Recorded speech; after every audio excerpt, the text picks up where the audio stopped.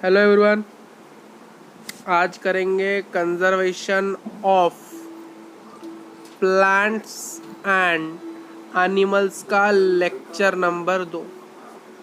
क्या क्या देखेंगे इस लेक्चर में, थोड़ा सा ओवरव्यू जान लेते हैं। पहले हम देखेंगे इस लेक्चर में क्या, सबसे पहले मैं डिस्कस करूंगा आपके साथ क्या है थ्रेटेंड स्पीसीज, क्या है थ्रेटेंड स्पीसीज। फिर मैं डिस्कस करूंगा थ्रेटेंड स्पीसीज के टाइप्स। फिर क्या डिस्कस करूंगा आपके साथ, मैं डिस्कस करूंगा red data book. And the last topic में डिस्कस करूंगा आपके साथ migration.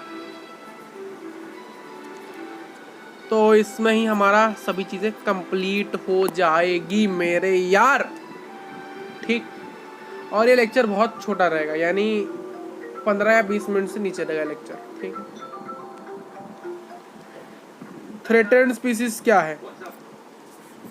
Species that is liable to become extinct if it is not allowed to realize to full biotic potential by removed by cause of threat। भाई साहब, इसका अर्थ क्या है?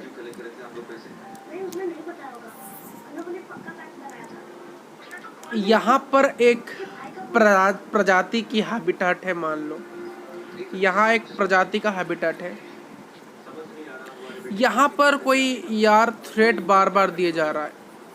यहाँ एक प्रजाति का हैबिटेट है, ये रहा ये सर्कल, यहाँ पर बार बार कोई थ्रेट दिया जा रहा है, बार बार कोई थ्रेट दिया जा रहा है, जिससे क्या हो रहा है, अगर वो यहाँ पर थ्रेट की मात्रा इतनी जोर से हो रही है कि अगर वो थ्रेट को रोका ना जाए तो ये जो हैबिटेट में रहने वाले जो स्पीसीज हैं ये बहुत ही जल्दी एक्सटिंग हो जाएंगे। एक्सटिंग यानी मैंने क्या कहा था, डायनासोर।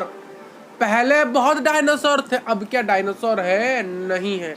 तो इसका मतलब क्या है, डायनासोर आर एक्सटिंक्ट, जो पूरी तरह से गायब हो गए। तो वो स्पीसीज भाई साहब, वो स्पीसीज जो कि एक्सटिंक्ट होने के कगार पे है, और आप उसमें अगर और भी थ्रेट दे जाओगे तो पूरी तरह से एक्सटिंक्ट हो जाएंगे। यानी ऐसे स्पीसीज जो कि एक्सटिंक्ट होने के कगार पे है।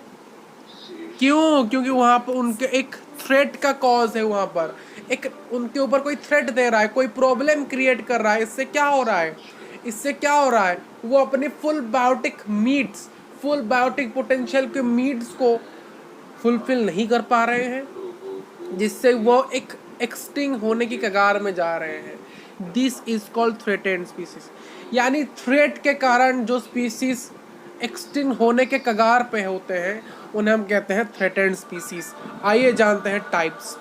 देखिए टाइप्स में क्या है भाई साहब, टाइप्स में क्या है, टाइप्स में एंडेंजर्ड है, टाइप्स में वनरेबल है, और टाइप्स में रेयर स्पीसीज है। तो रेयर क्या है, सबसे पहले जानते हैं rare species whose population are originally small and scattered in the world.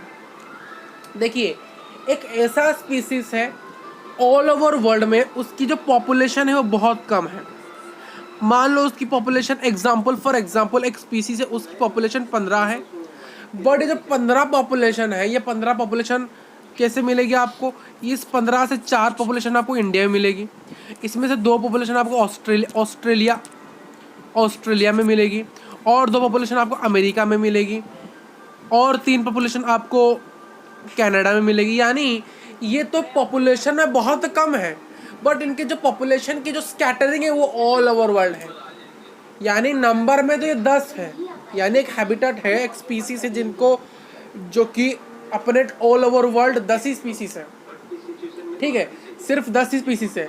उनमें से एक स्पीसीज आपको इंडिया में मिलेगा, एक स्पीसीज कनाडा में मिलेगा, एक स्पीसीज पाकिस्तान में मिलेगा, एक स्पीसीज बुर्मा में मिलेगा, म्यांमार में मिलेगा, एक स्पीसीज मलेशिया में मिलेगा, एक स्पीसीज मालदीव में मिलेगा। यानी उनके यानी पॉपुलेशन कम होने के बावजूद भी वो स्कैटर है ऑल दी वर्ल्ड। पॉपुलेशन कम है, उसके साथ ही उनकी जो पॉपुलेशन है वो ऑल ओवर द वर्ल्ड में स्कैटर्ड है, यानी बिखरी हुई है। ठीक, क्लियर, ठीक है। तो वल्नरेबल स्पीसीज क्या है?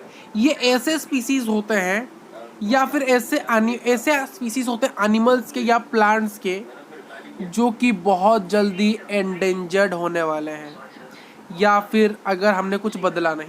क्या मतलब है इसका? इसका मतलब कौन समझ पाया तो मुझे बताओ, कौन समझ पाया इसका मतलब? बहुत बच्चे समझ गए होंगे और बहुत नहीं, तो समझाते हैं। देखिए वनरेबल यानी क्या है? ये एक ऐसे स्पीसीज है प्लांट्स और एनिमल्स के जो कि एंडेंजर होने की कगार पे है, और वो एंडेंजर भी हो सकते अगर हमने अपने कुछ बदला नहीं। कहने का तात्पर्य क्या है, फिर से समझिए, फिर से बताएंगे, जब तक है जान तब तक बताएंगे आपको, ठीक है? देखो, वर्नेलेबल स्पीसीज एक ऐसे स्पीसीज हैं एनिमल्स के और प्लांट्स के जो कि लाइकली यानी बहुत जल्दी बिकॉम यानी बहुत जल्दी बनेंगे क्या, बहुत जल्दी एंडेंजर्ड हो जाएंगे। यानी ऐसे स्पीसीज है प्लांट्स और एनिमल के जो कि बहुत जल्दी एंडेंजर होने के कगार पे हैं, यानी एंडेंजर हो ही जाएंगे अगर हमने कुछ बदला नहीं। अगर आपने अगर वही सेम चीज़ है, अगर आप कोई भी स्पीसीज उसको बार बार थ्रेट देते जाओगे और वो एक्सटिंक्ट होने के कगार पे है, अगर आपने थ्रेटन को नहीं रोका। इसका क्या कहना था? इसका कहना था कि एक स्पीसीज है, यहाँ पर एक स्पीसीज है और इसको मैं बार बार क्या कर रहा हूँ, इसको मैं बार बार थ्रेट दे रहा हूँ। तो अगर मैं इसको बार बार थ्रेट देते जाऊँगा तो क्या होगा, ये एक्सटिंक्ट होने के कगार में आ जाएंगे। अगर मैंने थ्रेट को रोक दिया तो क्या ये एक्सटिंक्ट होंगे? नहीं होंगे, नहीं होंगे। तो वही समझिए, एक वल्नरेबल स्पीसीज क्या ऐसे स्पीसीज हैं जिनके साथ मैं कुछ बदलाव कर रहा हूँ, कुछ छेड़खानी कर रहा हूँ, जिससे क्या हो रहा है, वो एंडेंजर होने के कगार पे हैं। और एंडेंजर होने के कगार के में हैं, तो अगर मैंने कुछ बदला नहीं, अगर मैंने कुछ चेंज नहीं किया तो क्या होगा, वो एंडेंजर हो जाएंगे। अगर मैंने कुछ चेंज कर दिया तो वो एंडेंजर नहीं होंगे, वो बच जाएंगे। एग्जाम्पल, चिंकारा डियर एंडेंजर होने के कगार में है क्योंकि अगर लोग बदल नहीं रहे हैं। ब्लैक बक गोल्डन लंगूर ये भी एक्सटिंक्ट होने के कगार पे है, सॉरी एंडेंजर। यहाँ पर देखिए क्या था, यहाँ पर एक्सटिंक्ट था, हाईलाइट करिए वर्ड को, यहाँ पर एक्सटिंक्ट था और आप बार बार यहाँ पर थ्रेट दिए जा रहे थे। बट यहाँ क्या है, यहाँ पर एंडेंजर होंगे अगर आपने कुछ बदला नहीं, आपको कुछ बदलना पड़ेगा, ठीक। एंडेंजर्ड स्पीसीज क्या है? एंडेंजर स्पीसीज वो स्पीसीज है जो कि एक्सटिंक्शन की कगार पे है, यानी अगर आपने इनके साथ कुछ बदला नहीं तो ये एक्सटिंक्ट हो जाएंगे। यानी ये किसके रिस्क में, ये एक्सटिंक्ट होने के कगार पे है, तो आपको बहुत जल्द चीज़ें को क्लियर करना पड़ेगा और सॉर्टेड करना पड़ेगा, यानी ख़त्म करना पड़ेगा। एग्जाम्पल, इंडियन राइनोसोर, भाई साहब अगर आपने कुछ किया नहीं तो गायब हो जाएंगे। एशियाटिक लायन, भाई साहब अब आया था, न्यूज़ में आया था, लायंस की कमी है भाई साहब, जंगल का शेर की कमी हो रही है, जंगल का राजा का कमी हो रहा है भाई साहब। तो क्या करना है, कुछ बदलाव करिए, सरकार को कुछ बदलाव करना पड़ेगा, हम जैसे लोगों को भी कुछ बदलाव करना पड़ेगा। एनवायरनमेंट से छेड़छाड़ मत करिए, पेड़ों को मत काटिए, हमें नहीं चाहिए स्टील कंपनी, हमें नहीं चाहिए माइनिंग कंपनी, हमें एनिमल्स चाहिए, क्योंकि दे लिव तो वी लिव, वी लिव तो they live, that's Asiatic wild ass, ठीक। रेड डाटा बुक क्या है? ये एक बुक है आपके जैसे कि एनसीईआरटी किताब है। एनसीईआरटी क्या है? क्लास 8 के बच्चों को एनसीईआरटी पता नहीं होता, बट 10वीं के बच्चों को और 9वीं के बच्चों को एनसीईआरटी वो जान जाते, क्योंकि उनकी किताब का नाम ही एनसीईआरटी। आप जो किताब पढ़ रहे हो ना, उस किताब का नाम क्या है? एनसीईआरटी है। आपकी जो स्कूल वाली किताब है, आपकी जो स्कूल वाली किताब है, उस किताब को बनाने वाला कौन है? उस किताब को बनाने वाला है एनसीईआरटी। तो जैसे एनसीईआरटी एक किताब है यानी बुक है, तो उसी प्रकार से भाई साहब, तो उसी प्रकार से रेड डाटा बुक, जो रेड डाटा बुक है भाई साहब, जो रेड डाटा बुक है वो भी एक क्या है? एक बुक है जहाँ पर रिकॉर्ड लिखे गए हैं किसके?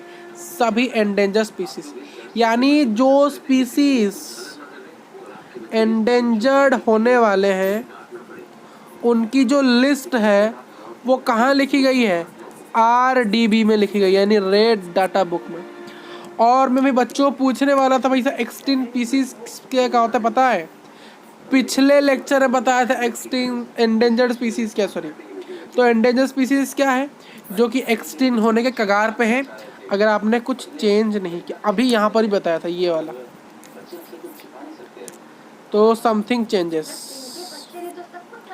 Something changes.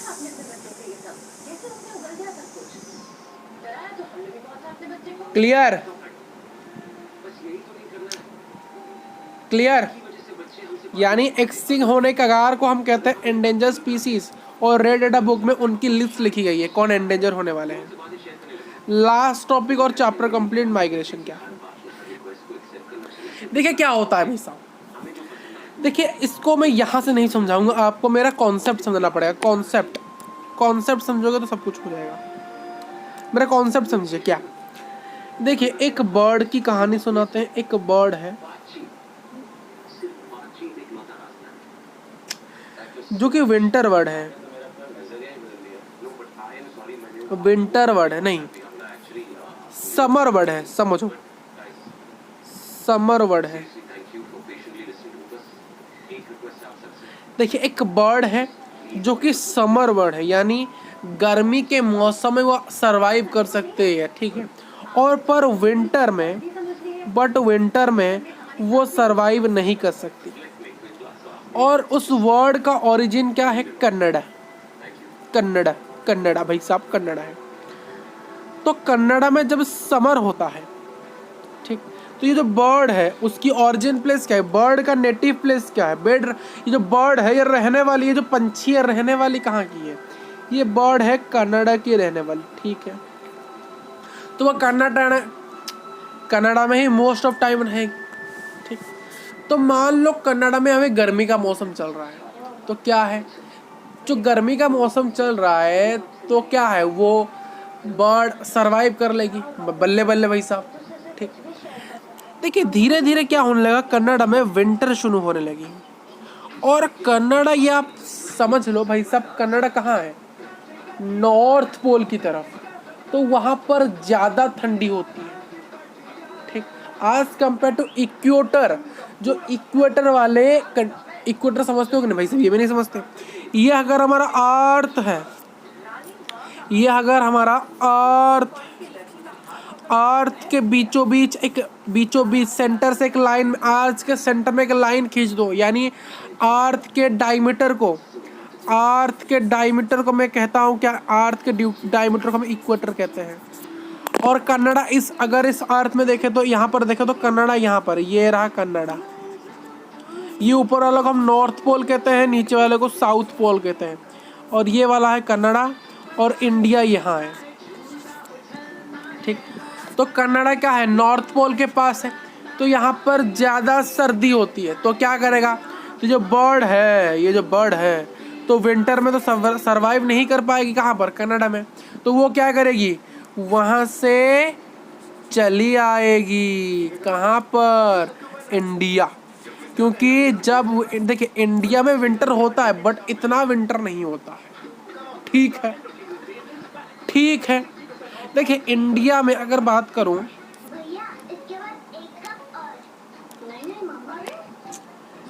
ये भाई साहब, ये अगर इंडिया है, इंडिया का निचला भाग, साउथ जैसे कि यहाँ पर हो गया केरल, कर्नाटका, तमिलनाडु, तेलंगाना, आंध्र प्रदेश, ओडिशा, ये जो मैं कर रहा हूँ ये ऐसे।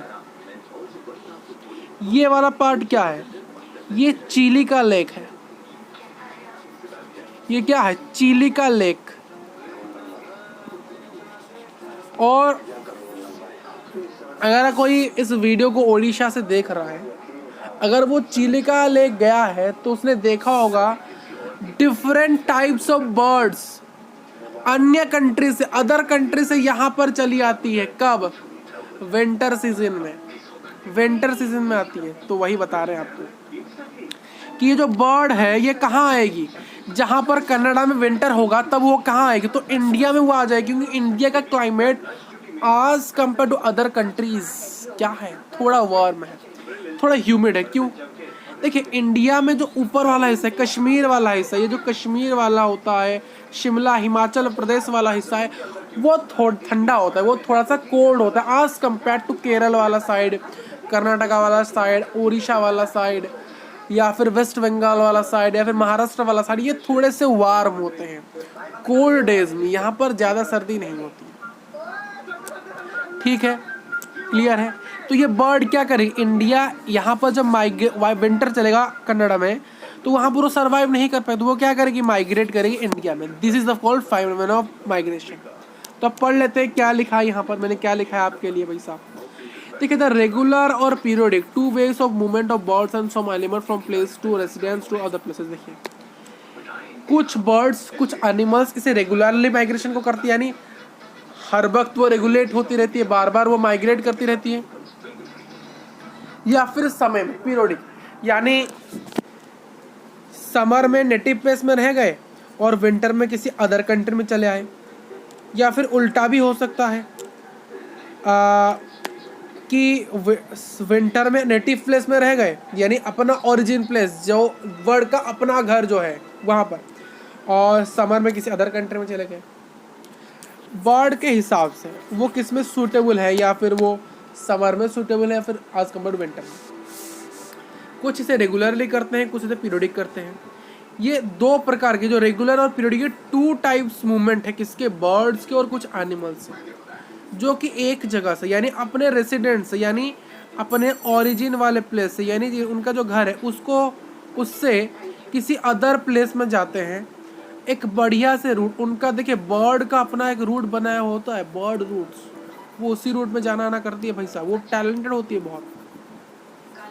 ठीक, and it is link to the seasonal factor. मैंने कहा सीजनल फैक्टर क्योंकि जैसे कि मैंने कहा था, बर्ड जो कि कन्नड़ में समर में सरवाइव कर सकती है बट विंटर में नहीं कर सकती है, तो वो ऐसी कंट्री को ढूंढेगी जो कि विंटर में थोड़ा सा वार्म रहता है, यानी ऐसे कंट्री के क्लाइमेट को वो बर्ड चूज करेगा जो कि विंटर में उसका जो क्लाइमेट है थोड़ा सा वार्म रहेगा।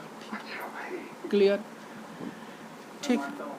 या फिर ब्रीडिंग के कारण, या फिर शॉर्टेज ऑफ फूड, या फिर बहुत बर्ड्स क्या करते हैं, मान लो कोई बर्ड इंडिया में है, कोई बर्ड इंडिया में है, वो इंडिया में खाना खाती रहती है और इंडिया में खाना खाते खाते उसका जो खाना है वो ख़त्म होगा, वो क्या करेगी, वो किसी अन्य कंट्री में जाएगी, वो आइदर म्यांमार जाएगी या फिर मलेशिया जाएगी, वो कहीं अदर कंट्री जाके वहाँ से वो खाना लेके आएगी। भरतपुर बर्ड सेंचुरी एक माइग्रेटिंग बर्ड्स के नाम से जाना जाता है, यानी जैसे कि मैंने कहा था चिलिका लेक में बहुत सारे माइग्रेटरी बर्ड्स आते हैं, उसी प्रकार से यहाँ पर एग्जाम्पल दिया गया है कि जो भरतपुर बर्ड सेंचुरी है, सेंचुरी क्या है भाई, सेंचुरी क्या है ये नहीं बताएंगे आपको, ये पिछले लेक्चर 1 के जाके देखो, मैंने बताया सेंचुरी क्या है, तब यहाँ पर आना। तो क्या कहने कहा कि भारतपुर वाइड बर्ड सेंचुरी जो है उसको हम माइग्रेटरी बर्ड्स के नाम से जानते हैं, क्योंकि यहाँ पर बहुत बर्ड्स माइग्रेट करके आते हैं किसी अदर कंट्री से। जैसे कि चिलिका लेक, सेम एग्जांपल, आप चिलिका लेक का भी एग्जांपल दे सकते हो। कहाँ है, ओडिशा, ओडिशा उसे कहते हैं, पहले ओडिशा कहते थे, पहले ओडिशा कहते थे बट अब ओडिशा कहते हैं। ठीक है, कैसा लगा लेक्चर, चैप्टर कंप्लीट हुआ कि नहीं, लेक्चर 1 डन, लेक्चर 2 डन और चैप्टर कंप्लीट भी डन। ठीक है, आज चैप्टर हम कंप्लीट कर चुके हैं और thank you so much for watching this video. क्या करना है, चैनल को सपोर्ट करना है, कैसे सपोर्ट करिए, सब्सक्राइब करके, सब्सक्राइब करना पड़ेगा, नहीं तो क्या करें, आपकी